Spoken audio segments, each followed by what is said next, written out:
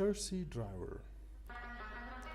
One of my childhood friends invited me to his wedding party to Mazar-e-Sharif and asked me to come to Mazar before the wedding party, which was 2 days later. It was almost the end of 2008 and the whole land was covered with snow. Salang was the only way to pass through. All flights were cancelled due to the bad weather condition and I could not have to wait for a flight.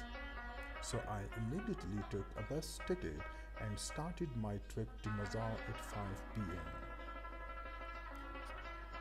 When I reached to Salang Pass, our driver was advised by the local elders not to move ahead in the mountains because of bad weather condition and snow, but our driver did not take care of the advice and moved. While we were passing the tunnel, our bus slipped so many times, but eventually reached to the top of the mountain.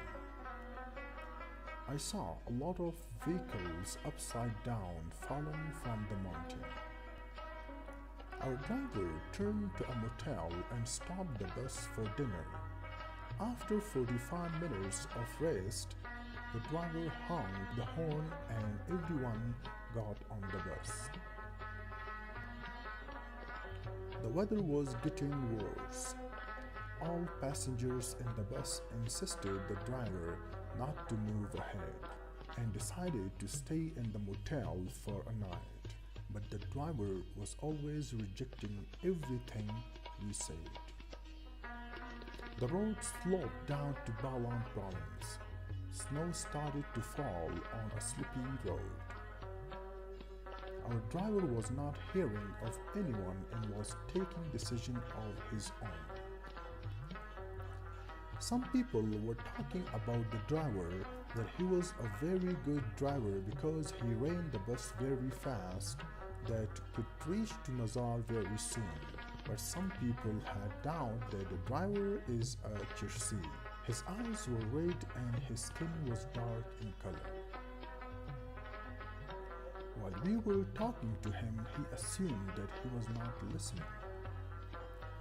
He was swerving the bus and pressing the brake intentionally without any need.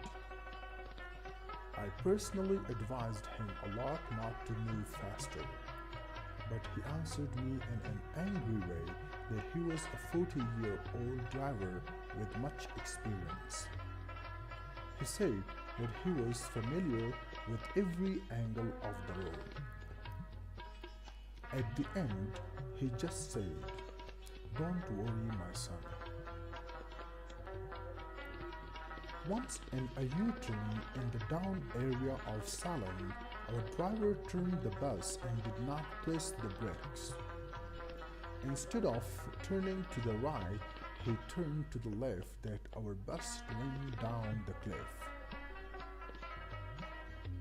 Meanwhile, I heard people and particularly women and children screaming and yelling for a while.